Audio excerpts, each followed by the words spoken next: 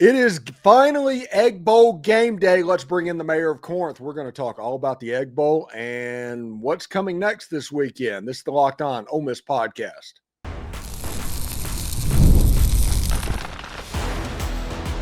You are Locked On Ole Miss, your daily podcast on the Ole Miss Rebels. Part of the Locked On Podcast Network, your team every day. Welcome to the Locked On Ole Miss podcast. I'm your host, Stephen Willis, a 10-year veteran member of the national media and former Ole Miss staff member. And we're going to talk with the mayor of Corinth, Tom Vanderford, about the Egg Bowl, getting ready for the playoffs, all the storylines about that as well. Thank you for making Locked On Ole Miss your first listen.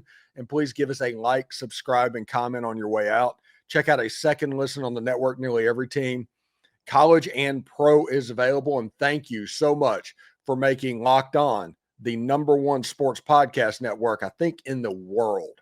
So that is pretty freaking awesome. Anyway, Tom, I asked Bill Flowers this, and I like to ask this question to everybody. What's your favorite Egg Bowl memory? Oh, dude. How do you just have one? Yeah. Good point. Let's tie it, if it's okay, between 1983, the kick. I was there. And I think it was 97 when Corey Peterson made the catch. Yes, that's the 2-point conversion. Yep. Mm-hmm. And to be honest with you, I loved, and this is kind of a segue into the game being in Starkville. I loved in 2015 when we went into Starkville and absolutely beat the dog crap out of Mississippi State. Yeah. That was the night that my wife developed an unhealthy obsession for Demoria Stringfellow. Yeah, it's like, okay, easy, Becky, it's going to be fine. But yeah, that was that night. Some of the things that in my memory that I can remember, like I did not see John Forcade play against Mississippi State at all. So that's kind of lost. My first game was Ken Austin, Steve Sloan's last. Oh, yeah. But I was in the stadium for the Immaculate deflection. You'll never forget that. The only field goal in history where both sides celebrated. That absolutely was like that. It was it 1990 where the teams lined up from 10-yard line to 10-yard line, squared up and fought in Jackson. I remember that game very much. I remember the Corey Peterson game. That was awesome. The stand. You can't not have that was amazing, where Mississippi State had 12 plays inside the 10-yard line or something like that and couldn't score a touchdown and got beat 17-10. Yep. Romero to Deuce, or Deuce to Romero, I should say. Deuce to Romero, that was awesome. Yeah, that was amazing. The later stuff is really good, but I remember the one Egg Bowl that Coach O won. And Marche Green had a punt return in that game for a touchdown. Yep. And I remember that pretty intensely. There's been so many great memories in this game, and I try to explain to people. And we had Bill Flowers on the show on Wednesday, and he was like, listen, people like to compare this to the Iron Bowl, and it's like it's nothing like the Iron Bowl. The Iron Bowl, there's a respect for the person you're going against. There is no respect in this game. And that is going to affect how you behave in the game. And I was telling people that the Iron Bowl is nothing but the Great Value Egg Bowl. Just because of numbers beside their name from time to time, that's not a rivalry like this is. Oh, no. This is totally different. Hmm. I've watched the Iron Bowl for years, and I've never seen fights break out like the fights that break out in the Egg Bowl. I think I'm pretty sure didn't Deuce McAllister bust old West Shivers or whatever his name was? That was in 97. That was before the Corey Peterson touchdown or 2-point conversion. Yep. One I forgot to mention, I'm getting old and got chemo brain. I did some help with the local paper, the Daily Corinthian. I was a sports stringer, and I did it for free. So the editor at the time, he got me a sideline pass to the last Egg Bowl that Eli Manning ever played in, 2003. Oh, that cold night. Okay. Yeah, Starkville, and I was out there jacklegging on the sideline. And the funny thing, after the game, I'm out taking pictures, and B. Brown was either a freshman or a redshirt freshman, and he looked at me and he says, "Man, what are you doing here?" Because he's a Corinth guy, but it was wonderful. Yeah, fantastic. That was the night. Bill Flowers talked about this on Wednesday. That 2003 game. That was the night that Chad Pilcher absolutely destroyed somebody on a special teams play. Yep. And it was one of those things you make jokes all the time about the back of your head hitting the ground first. It's like that was the top of the head of the Mississippi State player to hit the ground first. It was ridiculous. I remember that. Yeah, if you see it once, you never forget it. Sitting right here, I can watch the play developing in my mind because it is so stark. But yeah, that was amazing. You just don't think about it because Ole Miss won the game 31-0. So it wasn't one of those named games. In the rain. Mm-hmm. Yeah. And that was the first chance that Ole Miss had a chance to go to Starkville and have a coronation. If they would have beaten LSU, that game would have been for everything, essentially. Exactly. And this one is interesting to me. And when we come back, we're going to talk about how the SEC standings and SEC championship game is not outside necessarily the realm of possibility. Stick around. I'm coming back with Tom Vanderford in just a second. We'll be right back. All right, the holidays feel a little easier when you already know the perfect gift, and Omaha Steaks makes it almost too simple. Whether you're treating yourself this season or sending something memorable to family and friends, Omaha Steaks has delivered the handcrafted perfection to their door. This week is the best time to jump in as well because their cyber sale is here and the deals are huge. The quality is exactly what you would hope for. Incredibly tender steaks, rich flavor, and meals that make hosting or weeknight cooking easier. Honestly, it's the kind of gift that brings people together. And if you don't need to guess anybody's size either, it's one size fits all. Save big on unforgettable gifts with Omaha Steaks.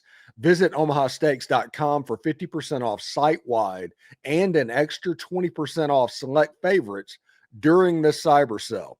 And for an additional $35 off, use the promo code COLLEGE at checkout. That's omahasteaks.com, promo code COLLEGE. Terms apply.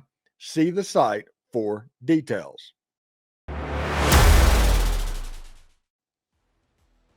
Do us a favor, like, subscribe, and comment on the video. Subscribe to the podcast on whichever audio podcatcher you're listening to and give it a 5-star review. It costs absolutely nothing, but it helps keep all of this free. If you want more, join the Insiders program in the subtext link down below in the description. There's no trolls, a 14-day free trial, and the easiest way ever to cancel. Give that a try. And don't forget to check out a second listen on the network. Nearly every team, college or pro, is ready for you. All right, so I like to joke around, Tom. One thing that has my attention, Ole Miss is by far not out of the SEC chances of going to Atlanta. This is one of the best situations that they've ever been in. They do need help, but it's help that they can get. And this is what's on the table. If Texas beats Texas A&M in Austin, Texas A&M, I think, is a 3-point favorite or something like that at the moment. And if Auburn defeats Alabama in Jordan-Hare, Alabama's a 4.5-point favorite for that game. So what you need to take from this, Rebel Nation, is Arch Manning and Derrick Nix are going to help you go to Atlanta. I love that. I absolutely love that. And it's entirely possible, especially now that Auburn has found their offense. They've had a good defense all year. And then, Arch Manning looked as advertised against Arkansas. So I think it's not beyond the realm of possibility, but, the first thing the Rebels got to do is they got to bring that egg back to Oxford for another year. Yeah, win that game, and then it becomes a pretty fun weekend of watching because those are the two games for Atlanta. Now, for the playoffs, you do want Texas to beat Texas A&M. You want them to do that because if that happens, Texas A&M is going to fall behind you in the standings. Yep. And you want that little bit of extra buffer. Yeah. Second of all, you want Georgia Tech to beat Georgia because you want Georgia, who's in front of you, to go behind you. Yep. And you want Washington, who's 8-3, to beat Oregon, obviously, which Oregon has no business being ahead of Ole Miss to begin with, but I digress. Yeah. And you want, and this is something that's interesting before we get to the other stuff, you want Arizona to defeat Arizona State. And you're going to look at it, it's like, how does that help me out? How is that something I need to pay attention to? Arizona State defeated Texas Tech. Yep. They are the lone loss. Arizona State is ranked 20th in the college football playoff poll. A loss would knock them out, which means that Texas Tech would have an unranked loss on their resume as opposed to losing to Arizona State, which there's a chance that Ole Miss could jump over the top of that as well. We're talking home playoff game and bye if Ole Miss wins the game. These are the things you need to root for. And also, Oklahoma's playing LSU. Got to root for Oklahoma in that game. Yeah, that's our yeah, that's the crown jewel marquee win. You want them to win that last game. And Tulane, they're playing a 1-10 team, but Tulane needs to take care of business as well. Yeah, Tulane needs to take care. That way we might end up having wins over two possible playoff teams. Yes, exactly. But that should be your rooting guide moving forward. That was on my Why Ole Miss Wins episode on Thanksgiving. But that's just a reminder to everybody as the games start today. That's kind of what you're paying attention to. One cool thing about that, and I love Rivalry Week. It is right there with the first weekend in the NCAA basketball tournament to be my favorite time of year. The Territorial Cup, which is Arizona and Arizona State, actually started playing football against one another before Arizona was a state. And that's a cool fact to me. Yeah, that's cool. I didn't know that. That's the reason they call it the Territorial Cup. Yeah, right. Okay, there were territories. I get it. Yeah. It's pretty cool to see. So, what are you expecting this weekend, man?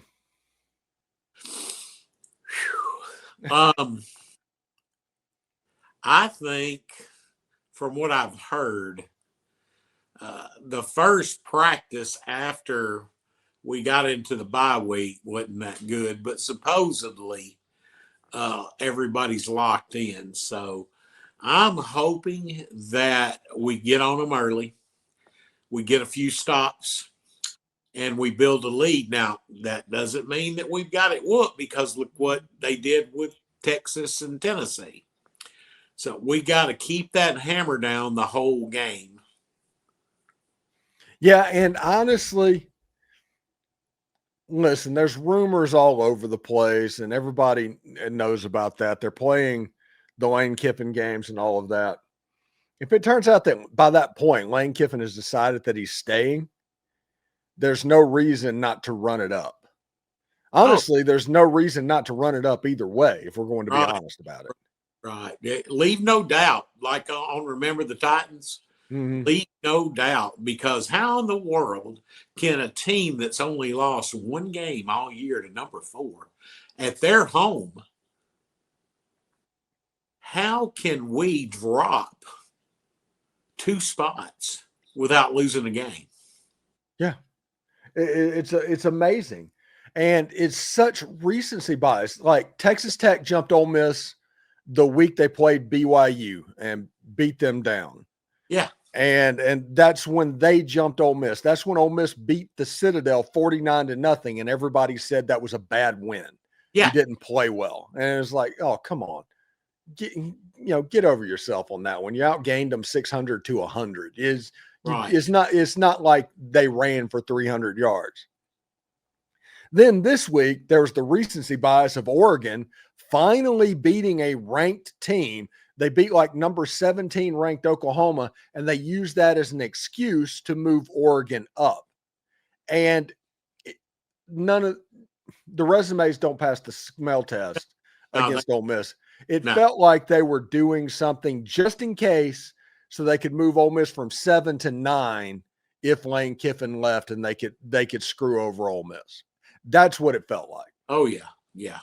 I hope our chancellor and our AD have been giving Sankey a hard time, because if that was Alabama or Auburn or Georgia, it wouldn't happen. Man, can you imagine? No, seriously, this is because right now I think Ole Miss is the third highest ranked SEC team. Yeah. Imagine a world where Texas A&M and Georgia lose this weekend. Oh, yeah. Yeah. And Ole Miss is the highest ranked team on the board. Oh, yeah. Would you let that team get screwed? I don't think you would. I don't think so. So the kids have earned the right to play in the playoffs. Yeah, they need somebody campaigning for them right now. Yeah. They need somebody going to bat for them right now. Don't just rest on the laurels of being 6th or 7th. This should be the 5th ranked team in the country right now, as it sits. They have the resume to do that. Yep. And they're one missed tackle on a 4th and 2 away from being undefeated and the 2nd ranked team in the country. Exactly. Somebody needs to go to bat for them. Exactly. That's what I was saying about the AD and the chancellor. They need to do something. All right. So when we come back, we are going to give our picks real quick of what's going on. We'll give our final thoughts on the Egg Bowl with the mayor of Corinth, Tom Vanderford. He is in the house, so stick around.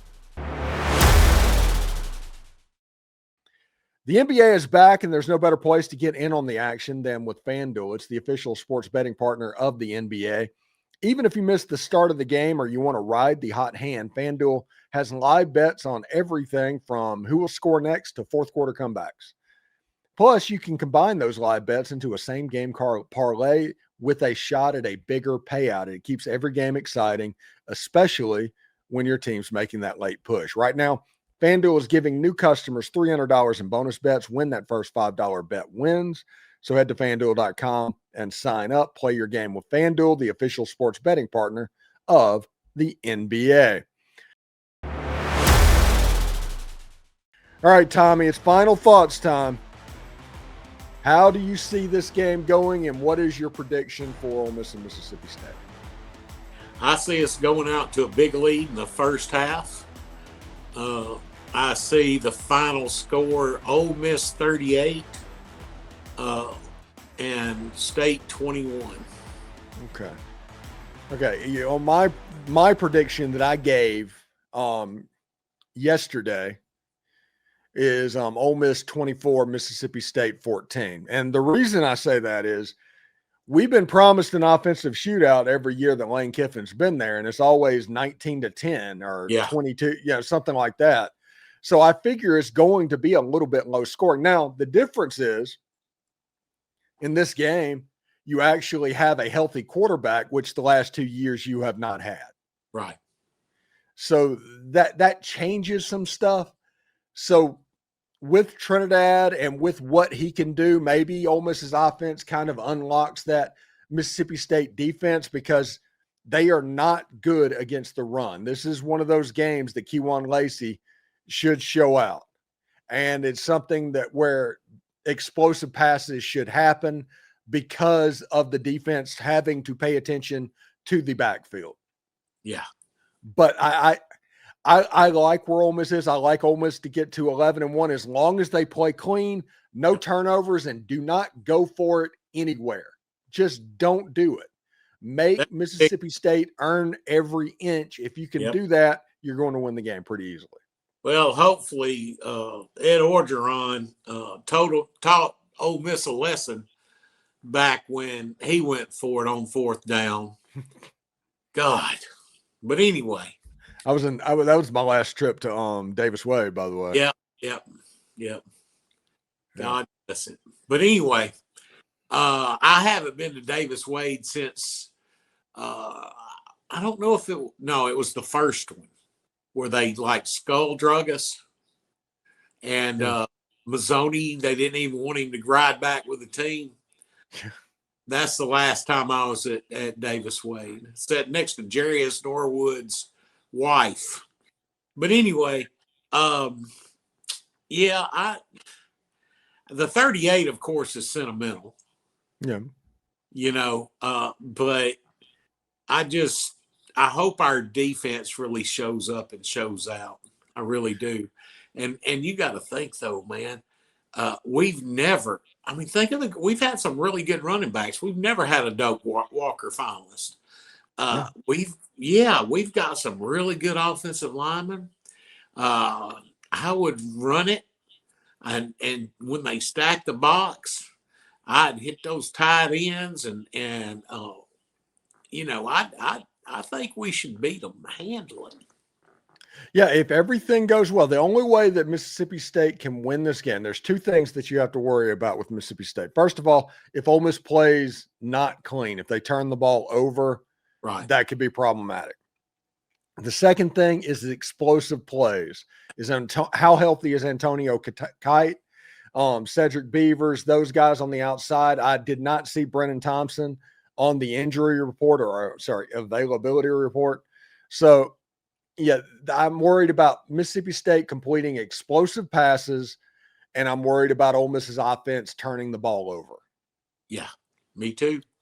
So, what do you got planned for this weekend, buddy?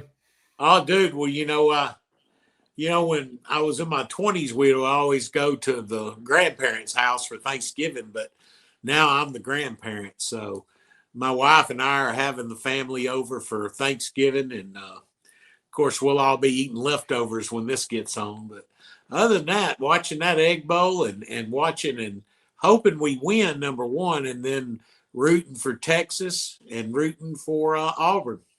Yeah, should be interesting. It would be funny that Ole Miss made the SEC championship game this year when they don't want to do it. Yep, that'd be wonderful. Yeah, that would be great. Anyway, Tom, happy Thanksgiving, man, and we will talk to you next week, bud. Take care. Hotty toddy. Hotty toddy. Thank you for making Locked On Ole Miss your go-to source for Ole Miss sports. We pride ourselves on offering the most comprehensive perspectives, which is why we're the front door of Ole Miss. If you don't believe me, Google Ole Miss Podcast and see how much we come up. Don't forget to subscribe, like, and comment. It helps the show. It's completely free. Your support means the world to us.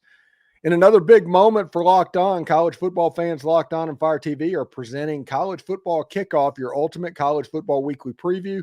Drake Toll of Locked On Big 12 leads the conversation, a longtime two-time AP Coach of the Year, Gary Patterson, former college star Jesse Holley, and Locked On's local experts. The college football preview only Locked On can do. Catch College Football Kickoff every Thursday throughout the season, only on Fire TV. I'm not exactly sure how many they have left, but it's got to be getting kind of a lot fewer. Hotty toddy, everybody. And remember, analytics is just the old English word that means bad football. It's game day. Let's go Rebs. Hotty toddy.